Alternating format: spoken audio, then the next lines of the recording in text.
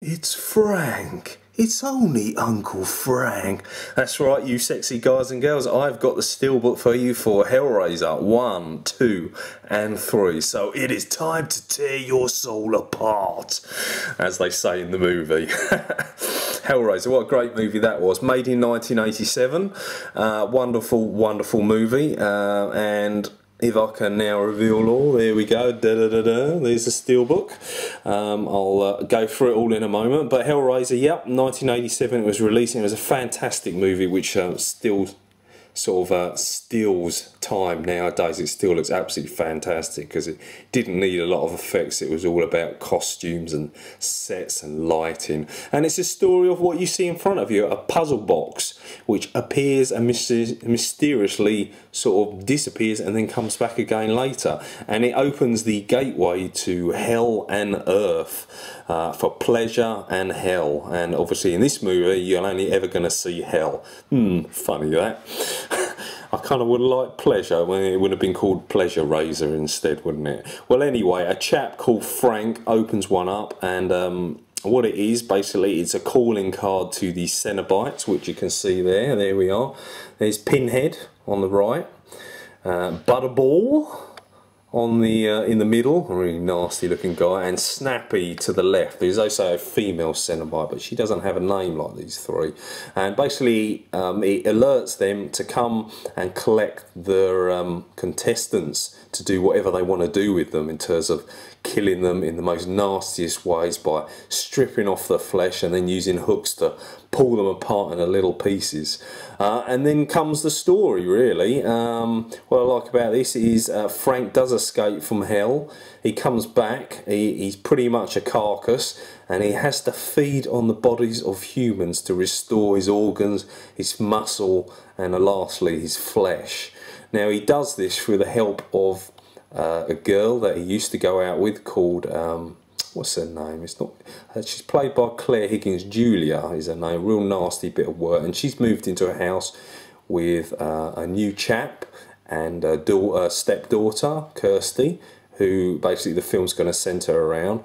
And she sees Frank. She used to love him and she wants him back, so she'd do anything for him. And it goes to the stage where right at the very end, poor bloke that she's going out with, she uses him for the final part so he can get the flesh. Fantastic, fantastic movie. Personally, I'm thinking of getting a Halloween mask like that myself. Put it on, a couple of pins in it. I've seen them in the shop. Make a great day out. I think I won't need a lot of makeup for my face. Or should I try Butterbean? I'm not too sure. Really, really gruesome movie, which is all about flesh, funny enough, and stripping the flesh off. Obviously, Kirsty starts to get a bit dubious of what Julia is up to and what is she doing, and the Cenobites are then called. What I like about Pinhead is he's not like your usual, oh look, there's a human, let's kill them. He's only called and only kills the people that open the box up, and even other people that are around it. He won't just kill them. He'll let them live for a little while and then try and come back and attack them later on as well and try and kill them. So he's not your out and out nasty villain, but he's really powerful and he looks the part. He's got a fantastic costume. He's got this sort of raised sort of skirt, and in the middle of his chest he's got strips of his skin pulled out, and he looks absolutely fantastic. And he's got the most, wow, groundbreaking sort of voice for the movie itself. It's really strong and powerful and different, and that's all good luck to Doug Bradley, really. He's the only character Doug Bradley's ever done and ever will do, but he pulls it off fantastically. He looks the perfect part. Then moves on to Hellraiser 2, Hellbound, which continues the story. This time it is Julia that is the one seeking the flesh, and you actually get to see hell this time, and what a nasty visionary place they give. Oh, the corridors, the rooms that you go in, which show all your worst parts of your nightmares of life and exaggerate them. It's horrible, and the sounds and everything. Fantastic, fantastic movie with even more villains in it as well, and expands on the Pinhead character of when he was human and that he actually opened the box up and got tortured and turned into what he is now. And then there's, sadly, if I lift this up so you can see the whole thing properly, there is the third one, Hell on Earth, which is an absolutely pants movie in my opinion. It's got a lot of gore, I'll give you that, but that's all I can give you. It's sort of basically, it shows you what the poor director videos number 4, 5, 6 or whatever are going to be like afterwards, because he's a completely different character, Pinhead, in this one. He just kills for the sake of killing. He's a completely different person altogether. Just don't like the movie at all. And there's a scene in the nightclub where all these hooks are killing hundreds and hundreds of nightclubbers, and it's just ridiculous, man. Absolutely stupid.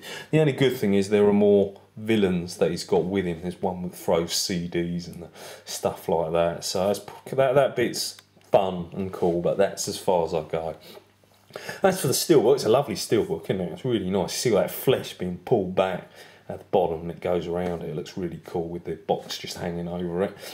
This is a German release. It's not very cheap, unfortunately. I don't know if that's to do with it being hard to get hold of, or the fact that there's 3 movies in one here. I'm not too sure yet.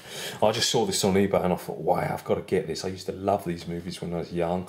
I used to have them on VHS. Obviously, I threw all my VHS cassettes away when DVD come out because they were just taking up too much room. I didn't have a video player anymore. They chew up tape and they go mouldy in the heat, you know, just basically not very good.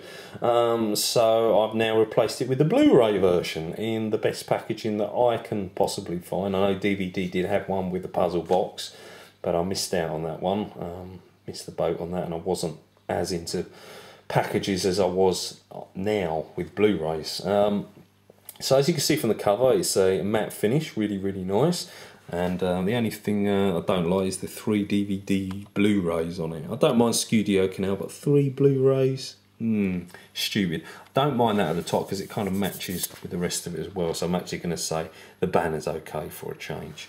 If we turn it around, there's not a lot, unfortunately, on here. All you've got is that little bit of flesh that's been pulled across on the right-hand side and the credits for each movie that you can see above. There we go. As cool as that. And to the side, obviously, you get the idea. You can have that flesh again with Hellraiser 1 to 3. There we go. So that's okay. That's not bad. Different, I'll give you that. And I like the way it sort of goes around. You see the flesh goes around the sides of the actual steelbook itself. That's the sign of a good steelbook. You've got the print going around the sides and the top and so forth as well, rather than just shutting off completely and being plain. If I open it up, you've got 3 discs. Now I've taken one out, put on the screen for you in a minute, which had Pinhead. Here's one that's got Butterbean. There he is in the second movie. And then one that's got Snappy. There's Snappy in the third movie. Funny enough, he's not in the third movie though. And then we've got this really nasty looking scene, which is actually Kirsty's dad wanted to come back. All in all, it was just a trap for Frank to try and get Kirsty to come to hell and get him out again. So it's not actually the dad. And it says, "I'm in hell, help me." But literally, no, not really. It's all a fraud just to get it in, and it does work. The plan does work to a certain extent, and then he loses his flesh again. Poor sod. It's like flesh in this film. It's like tissue paper. You can just peel it and take it off as will. You know, I'm glad it's not so delicate on actually humans as it is in this movie. Anyway, that's the inside, the side, the front, and the back of the Hellraiser steelbook for you that I presented. Now, if I leave this on a second and I turn around, so my voice is going to go astray, because I've got problems actually finding something that's any good for you.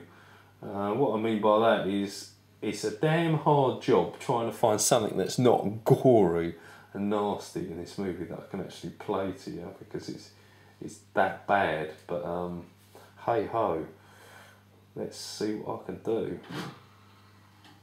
Right, plug it in and so forth. In fact, I'll tell you what, guys, I'm not going to play this one for you this time. I'm sorry. It's got too many nasty bits in it, and it won't look good for the younger audience.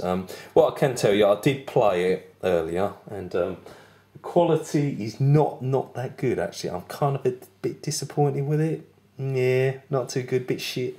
It's actually the highest quality DVD you can get, but in terms of Blu-ray quality, it's a bit of a miss. So if you've got it on DVD already, I wouldn't actually go out and buy it on Blu-ray as well, because you're just getting a DVD quality. I'm going to be brutally honest with you. I haven't seen number 2 and 3, but in terms of number 1, that is exactly what it looks like. And it really doesn't look very good at all. So I'd only give it a 5 out of 10 for that, for the fact that you're actually buying a beautiful package, Blu-ray, but on DVD. But as I don't own it on DVD, I didn't have a problem getting it on Blu-ray. So there you go. That's my excuse anyway. So there we go. I'll save this film for Halloween next year. Nah, of course not. I'm going to watch it at some point. Oh no, I've got to watch 1 and 2 again. As gruesome, as nasty as they are, with that horrible music that they play, sort of gospel-y, but in a really dark, sort of menace way. So leave your comments. Tell me what you like. What film do you like? What parts do you like? Do you like the character of Pinhead? Yeah, it'd be really cool to hear from you. Leave your comments. Sub me if you haven't subbed me. I plan to get more Steelbooks out, of course, when I can do, and show you if they're out and they're available. You know me, I love my Steelbooks. I've got a passion for them. I can't help it. It's an addiction, actually. It's terrible. But anyway, I hope you enjoyed this one, guys, and I look forward to hearing from you all soon. Take care now.